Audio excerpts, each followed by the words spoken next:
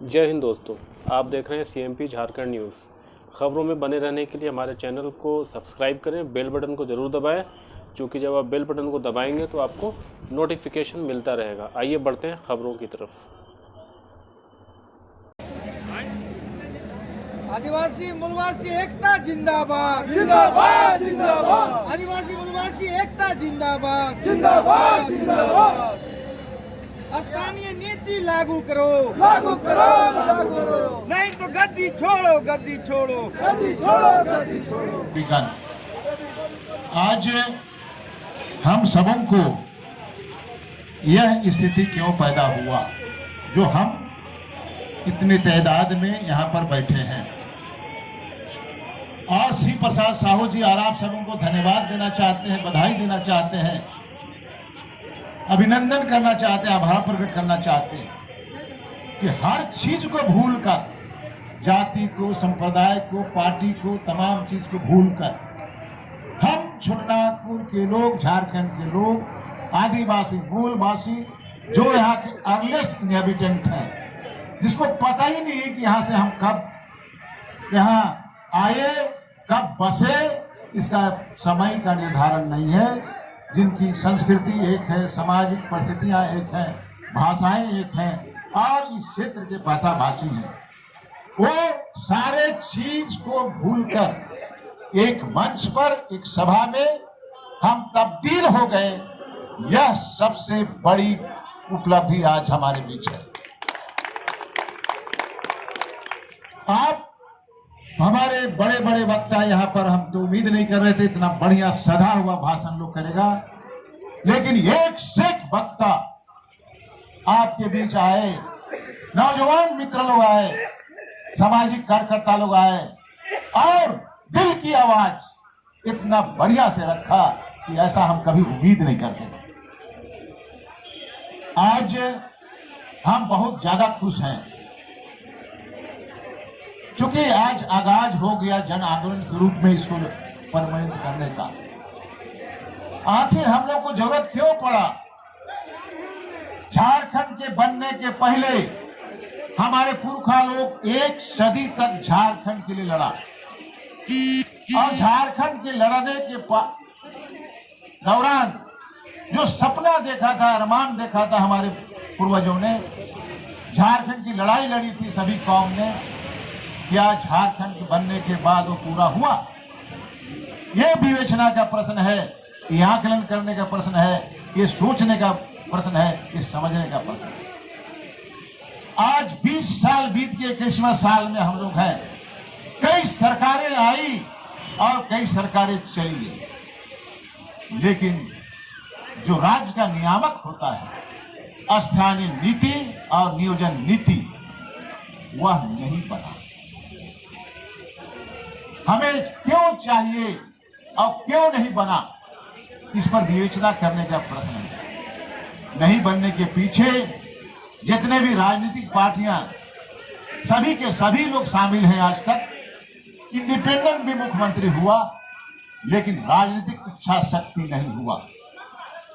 सब डरते थे बाहर के लोगों से, अगर हम कुछ बना दे, अच्छे नजर से नहीं देखी कि सत्ता से बेदखल कर दी। मैं राजनीतिक स्थानीय नीति रहने से सबसे बड़ा फायदा यहाँ नियामक के रूप में, रेगुलेटरी फंक्शन के रूप में काम करेगा क्षेत्र में।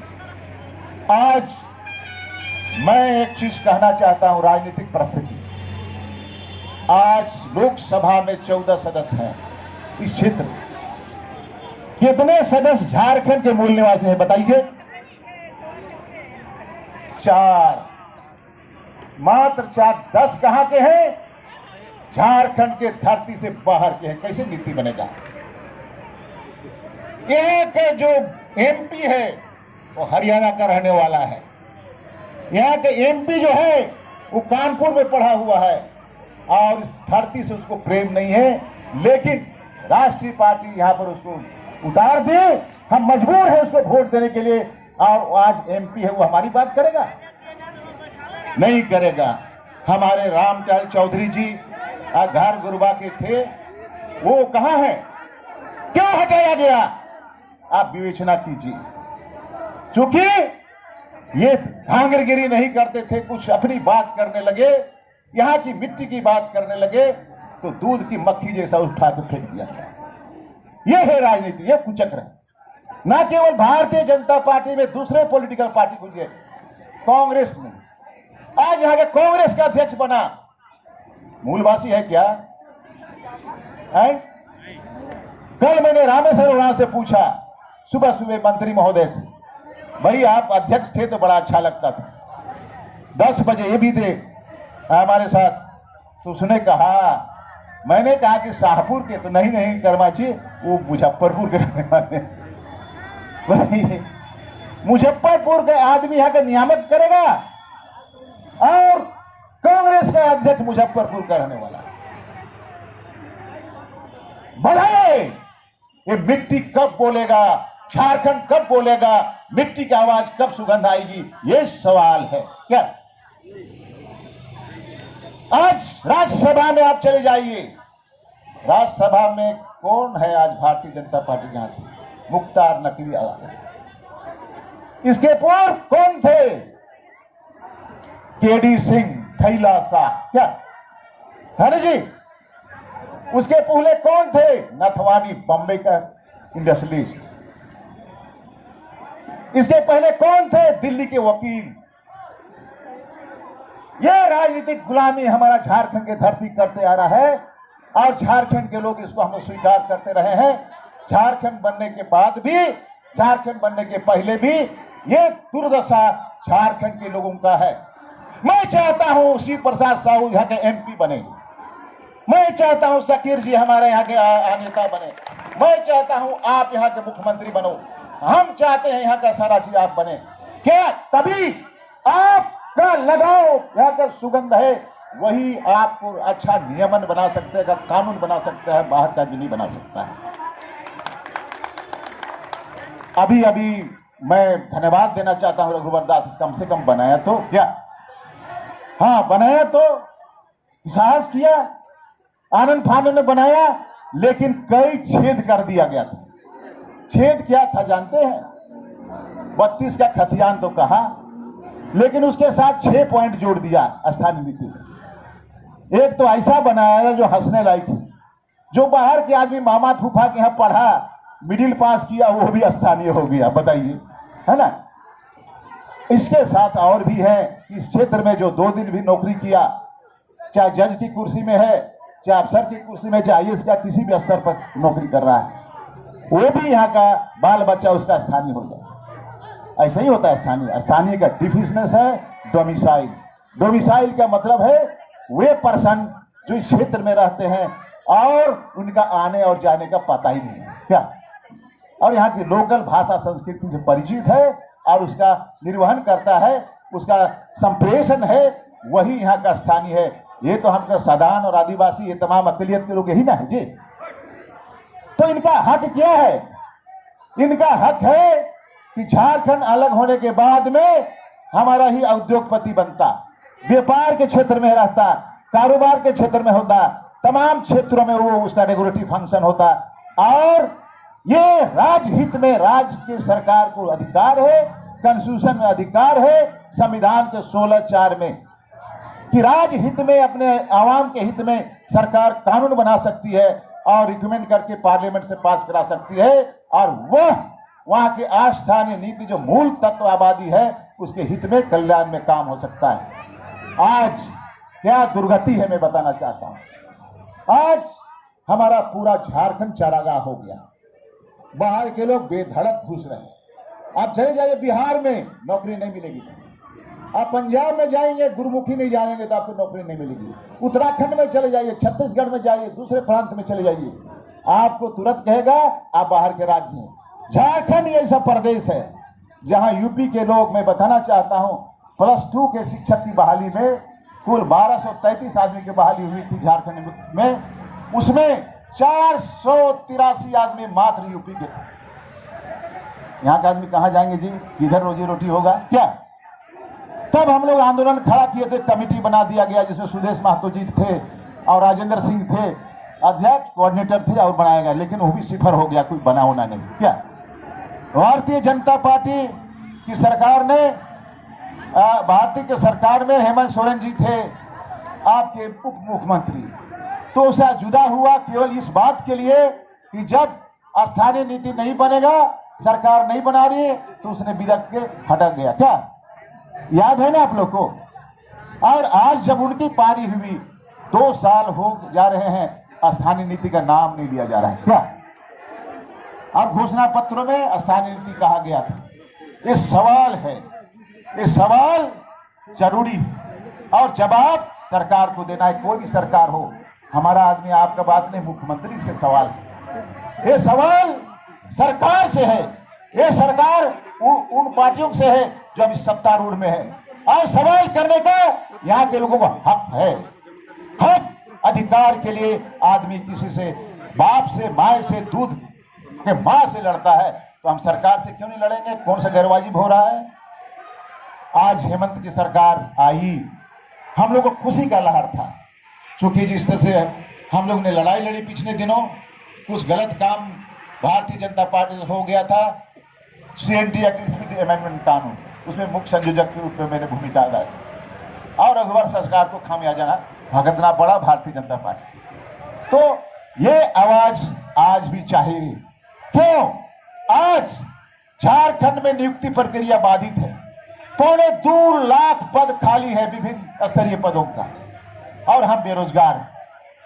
हमारे लड़के लोग पढ़ रहे, रोजगार के लिए कोई अवसर नहीं, और तो और अफसर को अधिकार दे दिया सरकार, कुलपति का अधिकार दे दिया, संकाय अध्यक्ष को दे दिया। अफसर लोग क्या करें? आप मामा, फूफा, बेटा, बेटी, भतीजा जो परिचित हैं, उसको बाहर के राज्यों से लाके अनुबंध पर नियुक्ति कर रहे हैं। जानते हैं 40,000 से अधिक अनुबंध पर नियुक्ति हो चुका। आप बताइए, आप कहाँ नौकरी करेंगे? आपके बाल बच्चे को आप पढ़ा रहे हैं, स्कूल कॉलेज में पढ़ा रहे हैं, इस उम्मीद से कि बच्चा कल पढ़ेगा और उसको रोजगार मिलेगा। कहाँ से मिलेगा बताइए? सब वही लोग को भर दे रहा है। और तो और ठेकेदार, और रिम्स में कौन नियुक्ति करने का एजेंसी जानते हैं? ठेकेदार, आउटसोर्सिंग कर। 400 नर्सों को उसने दे दिया काल में, ये कोरोना काल में आपको अथी में काम करने का। अब वो लोग जुट गई और कहा कि सबको रख लिया वर्तमान सरकार, और उनमें न आदिवासियों का न आरक्षण का है और न किसी आरक्षित वर्गों का कोई कंसिडर नहीं किया, सबका अधिकार को छीन लिया। दूसरी बात जो हमको बराबर झगड़ा होती रहती है हम लोग में, आदिवासी और गैर आदिवासी, उनको विवेचना करना चाहता हूँ, वो ये है कि आरक्षित वर्ग तो 50% है और गैर आरक्षित वर्ग कितना है? 50% है। क्या 50% पर कौन नौकरी कर रहा है? विवेचना करना पड़ता। यहाँ के जो फॉरवर्ड कास्ट है, जो रिजर्व कैटेगरी में आते हैं, और जो रिजर्व कैटेगरी में है वो भी उसमें 50% में जाते हैं, अगर वो इक्वल फुटिंग में आया, इक्वल नंबर आया। ये सारे अधिकार बाहरी लोग छीन लिया। ये सवाल बार बार उठ रहे हैं मेरे बंधुओं, और हम बेदखल होते जा रहे हैं, जंगल में, जमीन में और तमाम चीज में बेदखल हैं। इसीलिए हमारे लोगों ने, आप लोगों के नेतागण, अगुवागण ने सोचा कि झारखंड में वर्तमान सरकार 3 को बहाली की उच्च पदों पर। जेपीसी के अध्यक्ष का बहाली उन्होंने किसको किया? बिहारी को किया, मिस्टर चौधरी। बताइए, आदमी नहीं मिला झारखंड में कोई। हमने कल रामेश्वर राव से सवाल किया कि क्यों उसको बहाल किया भाई आप लोग कैबिनेट से, तो कहता है कि यहाँ के लोग काम नहीं करते हैं। बताइए, ये कोई बहाना है? मैंने सवाल किया कल माननीय मंत्री जी से कि आपने चौधरी जी को किस स्केल में बहाल किया सुबह सुबह, तो कहा कि यहाँ के लोग काम नहीं कर पाते। ये तो कोई जवाब नहीं हुआ। क्या यहाँ के आदिवासी मूलवासी कमजोर हैं, ये लोग नियुक्ति नहीं कर सकते हैं, ये लोग काम नहीं कर सकते हैं। माननीय मुख्यमंत्री का जवाब ये था। मैं कहना चाहूंगा कांग्रेस के हमारे रमेश जी से, मेरा सवाल को पुनः दोहराइए। क्या क्योंकि आप कांग्रेस के रैंक एंड फाइल में हैं क्या? कहाँ हम लोग आपका करते हैं ये बात? ऐसा क्यों? कल कहेगा कि वो देख कटिहार का एमएलए को यहाँ लाके खड़ा कर दिया कि यहाँ का एमएलए कोई नहीं बन सकता। क्या बताइए, इस तरह का दलील कोई अगर सक्षम व्यक्ति इस धरती का करता है तो मुझे बड़ी अफसोस होती है ना। दूसरा, आप जेएफसीसी का अध्यक्ष जो 3rd और 4th ग्रेड की नौकरी को बहाली करता है, वो भी कहाँ का है? यूपी का है। बताइए, जो वो जगह जो संवेदनशील जगह है जहां पर नियुक्ति प्रक्रिया होती है, वहां भी बाहर के होंगे तो क्या करेगा भाई? आपका आदमी आएगा? मैंने एक अधिकारी से पूछा, हमारे पंतु तिर्की थे और शिवा कच्छप लोग थे, पूछा जो सेक्रेटरी थे जेसीसी के, उसने कहा कि सर ऐसा है कि जब भी सिलेक्शन कमेटी की लिस्ट बन के आती है तब थर थर कांपते हैं। क्यों कांपते हो? तो कहते हैं कि दूसरे लोग, बाहर के लोग, हम हाथ कांपने लगता है।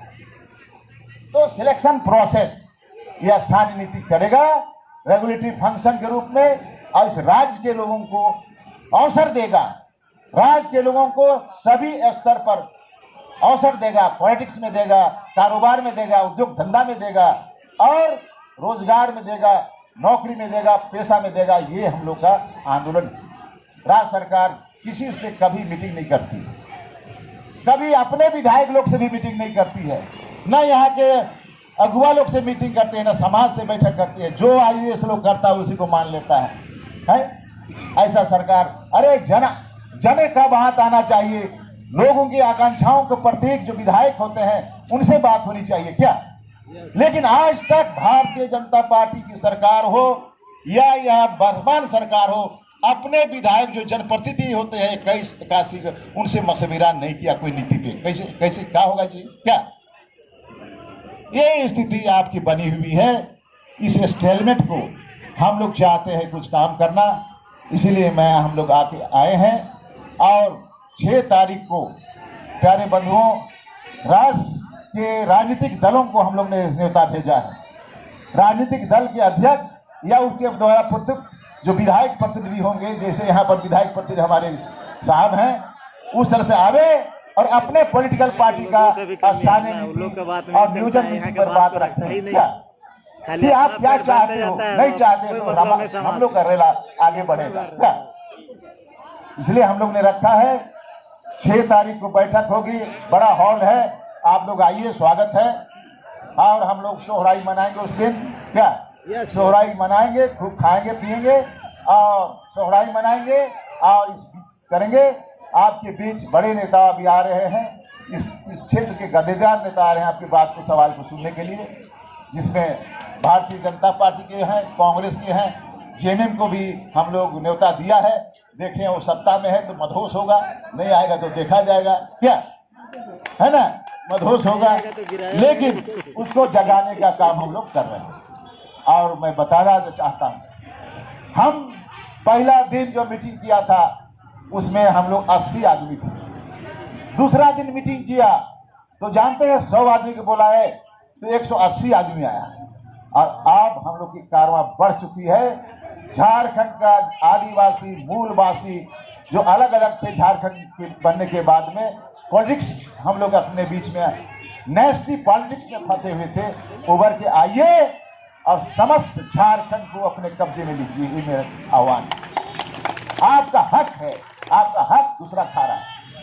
और इस क्षेत्र में इतना घनघोर आबादी आ रही है बाहर से कि हमारा डेमोग्राफी गड़बड़ा सकता है, हमारा जो संस्कार है गड़बड़ा सकता है, हमारी संस्कृति भी गड़बड़ा सकती है। रोज दिन बाहर से हदड़ हदड़ हदड़ आता है ना जी।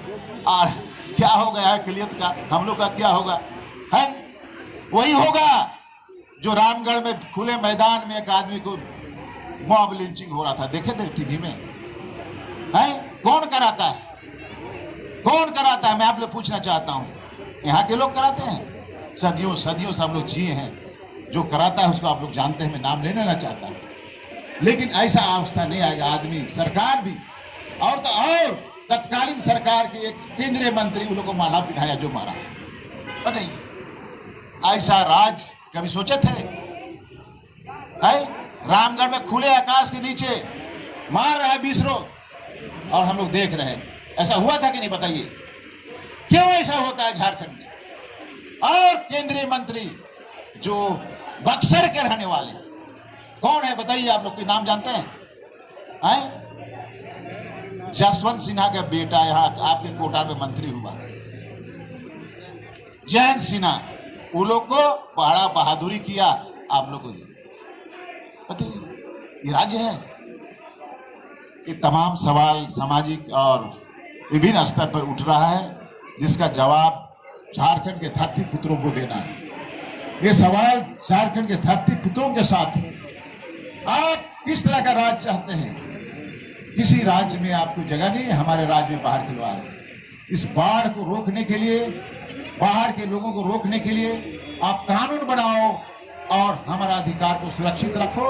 ये हमारा धरती पुत्रों की मांग है, इसको मानना होगा। ऐसा हम लोगों का आह्वान है। हमारे साथ कई लोग आए हैं, आप सुनिएगा ये लोग का भाषण जो सुन चुके। ये लोग धन्यवाद के पात्र हैं और झारखंड को जगाने में आगे बढ़े हैं। आपका समर्थन चाहिए, इसी तरह से समर्थन चाहिए। आज झारखंड की इस तरह से पब्लिक मीटिंग पहला हो रहा है, इसलिए आप लोगों को बहुत बहुत धन्यवाद और आभार प्रकट करते हैं। पब्लिक मीटिंग इतने भारी तादाद में बधाई देना चाहता हूँ श्री प्रसाद साहू जी के, उनके साथियों को। इस तरह का समा का आगाज शेख भिखारी की धरती से हुआ। ये आगाज जीताराम विद्या के धरती से हुआ, उमराव टिकैत के साथ हुआ, घासी राम जी के साथ हुआ। और झारखंड के सभी हमारे जो शहीद हुए हैं, उनके आदर्श हैं, हम लोग के साथ हैं, प्रेरणा है।